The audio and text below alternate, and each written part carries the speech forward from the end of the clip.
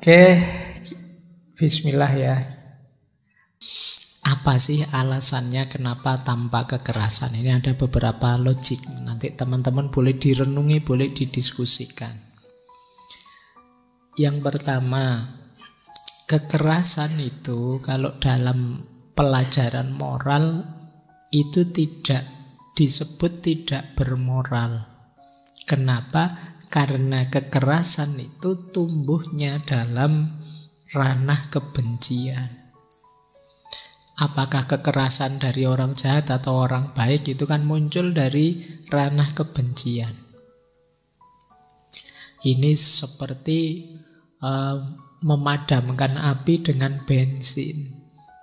Memadamkan api, sekarang tidak ada bensin ya.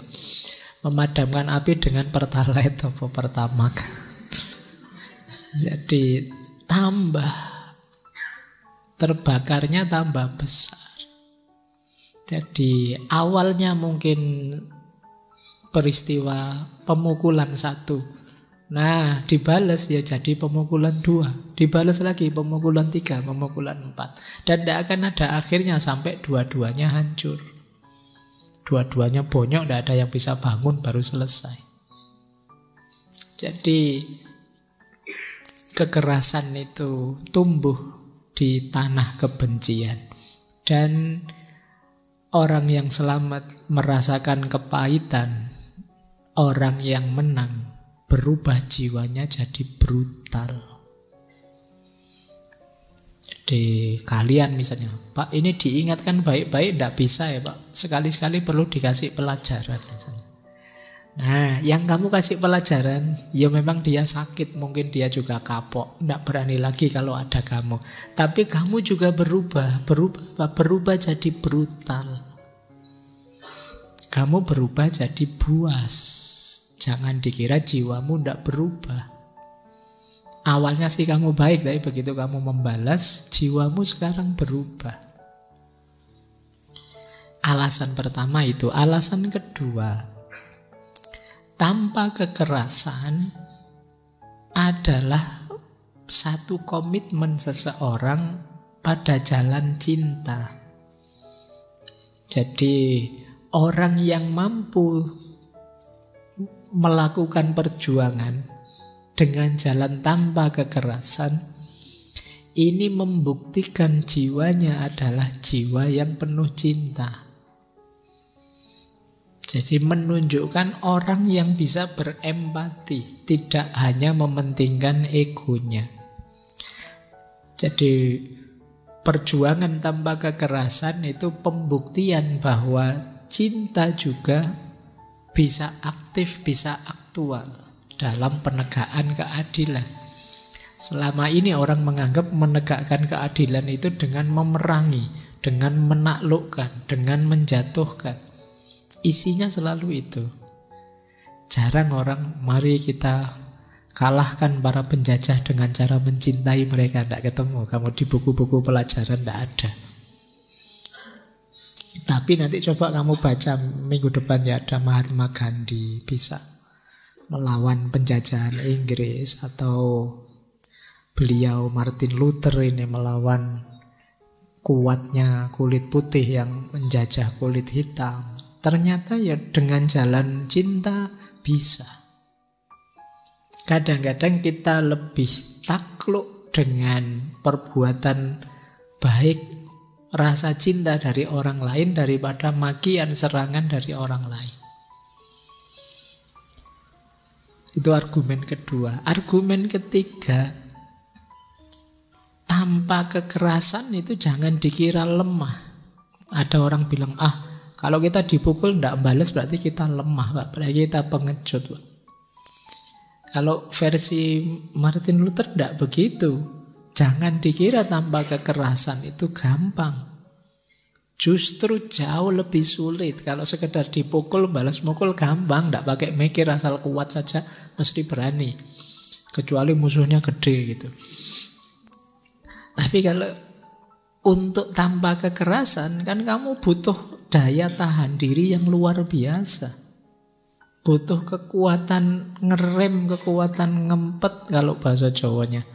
Kekuatan menahan, oh itu hanya orang-orang kuat yang bisa. Jadi jangan dikira praktek anti kekerasan itu simpel saja. Gampang Pak, saya enggak ngapa-ngapain kan sudah. Ya kamu kira, coba enggak ngapa-ngapain itu apa enggak gatel luar biasa hatimu, enggak kerasnya hatimu untuk membalas itu kan kamu sulit sekali menahannya. Jadi yang ketiga, tanpa kekerasan itu sulit dan bukan untuk orang-orang yang kita sebut lemah dan pengecut, enggak. Justru ini orang kuat yang bisa melakukan ini. Jadi ini 3 alasan sudah kenapa harus tanpa kekerasan.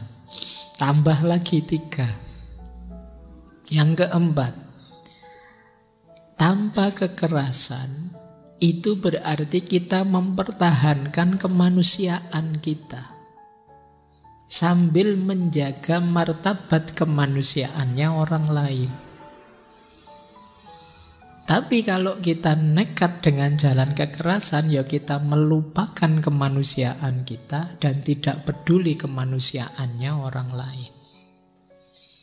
Ini alasan keempat. Yang kelima, tanpa kekerasan itu diarahkan tidak pada orang sebenarnya, justru pada kejahatannya. Kalau kita keras itu kan ke orang, tapi tanpa kekerasan itu untuk melemahkan kejahatannya.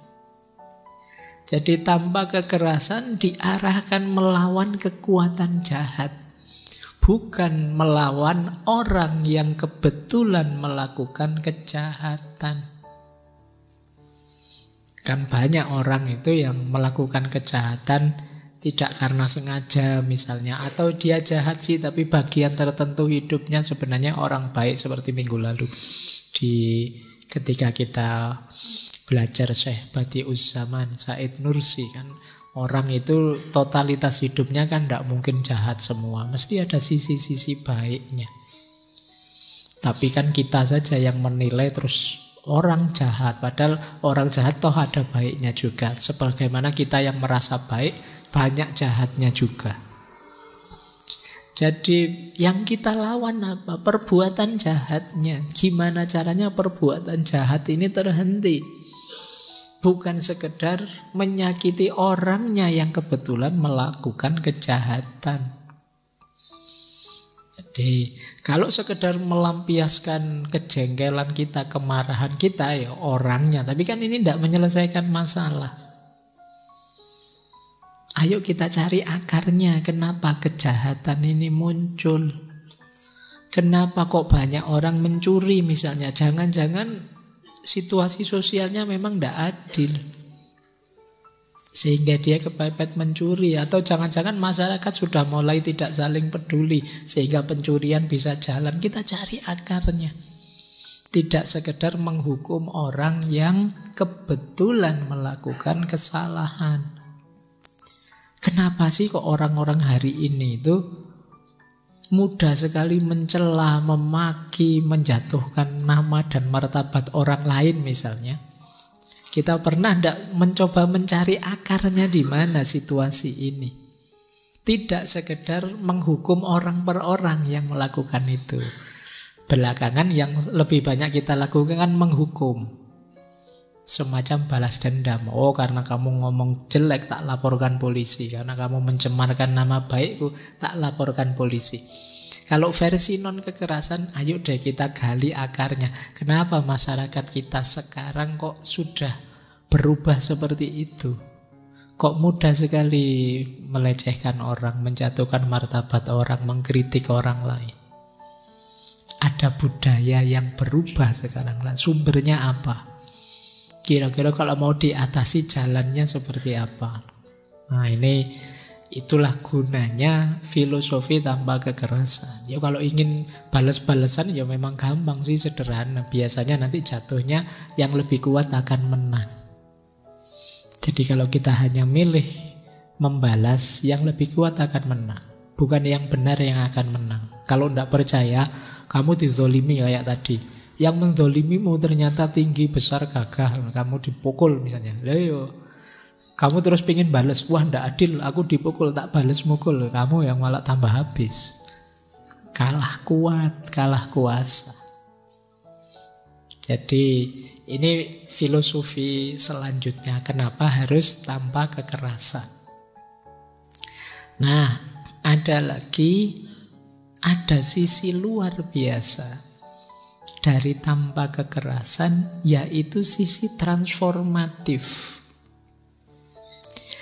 Dengan mengambil jalan anti kekerasan, berarti kan kita lebih memilih tidak membalas, mencari akar dari masalah, menyelesaikan, bila perlu mengampuni. Dari situ apa? Terjadi transformasi diri. Kita tambah hebat, kita tambah berkualitas dari ujian-ujian, penderitaan-penderitaan yang kita alami. Pak, saya dibohongi orang ini, Pak, dicurangi orang ini, Pak. Ya kamu bisa bales sih, tapi kalau bales ya urusannya keras bolak-balik tadi. Tapi coba dari situ kamu, iya ya, berarti ternyata aku ini lemah, aku ini mudah dibohongi, aku ini gampang ditipu. Berarti ini kan kamu meningkat. Ini namanya bertransformasi. Besok saya tidak akan gitu lagi. Saya tidak akan percaya lagi kalau ada orang ngomong-ngomong gini. Nah, ini namanya transformasi. Jadi daya rasa sakitmu sekarang menjadi jalan untuk kualitas dirimu yang lebih baik. Tapi kalau kamu milih jalan kekerasan, ya kamu tidak naik kelas apa-apa. Jadi kamu disakiti, balas menyakiti, selesai urusannya. Dan kamu merasa urusan tuntas, final, the end. Tapi tidak ke situ arahnya tanpa kekerasan. Jangan fokus pada membalasnya, tapi dengan melakukan perlawanan anti kekerasan, ada momen untuk kita bertransformasi diri.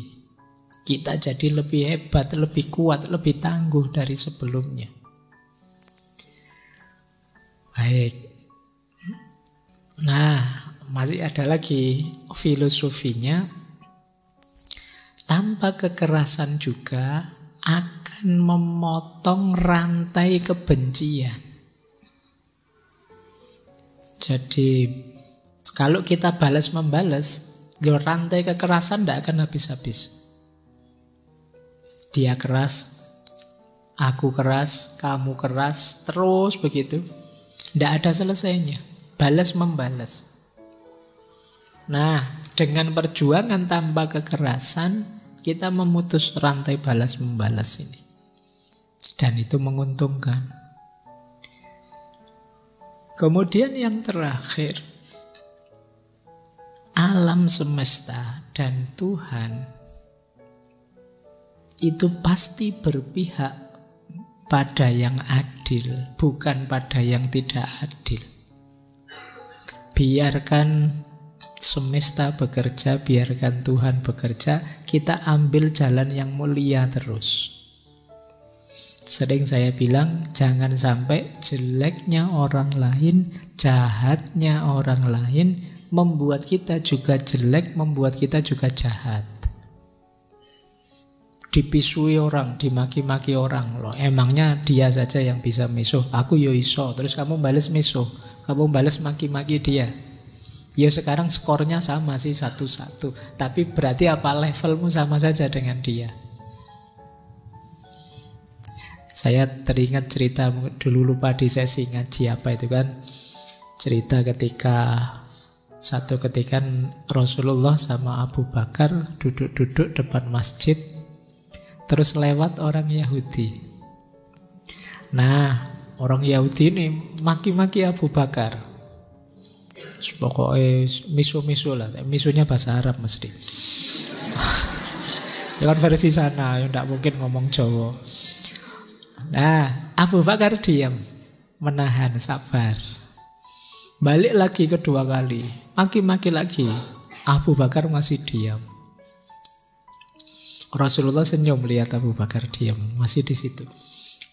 Balik lagi orang Yahudi maki-maki lagi. Wah ini Abu Bakar panas sudah. Iki dibiarin kok malah ndak tahu diri. Wah Abu Bakar berdiri dibales. Itu tadi emangnya dia aja yang bisa maki-maki. Aku ya iso.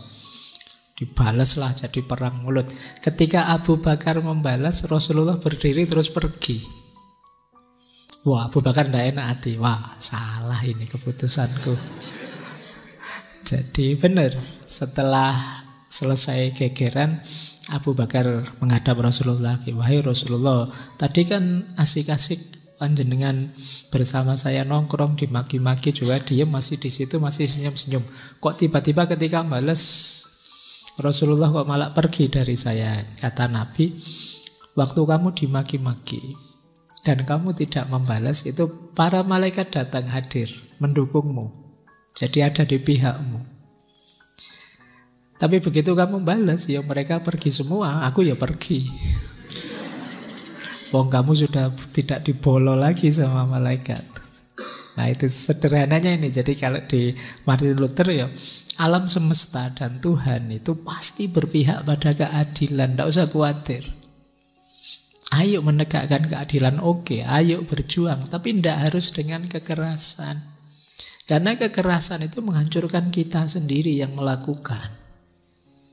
Jadi meruntuhkan martabat kita sendiri.